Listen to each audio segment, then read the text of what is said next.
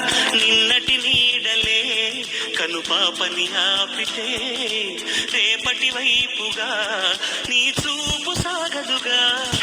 చుట్టమల్లె కష్టమొస్తే కళ్ళ నీళ్లు పెట్టుకుంటూ కాళ్ళు కడిగి స్వాగతించకు. ఒక్క చిన్న నవ్వు నవ్వి సాగనంపకుండా లేనిపోని సేవ చెయ్యకు. మిణుగురులా మిలమిల మెరిసే దరహాసం చాలు కదా.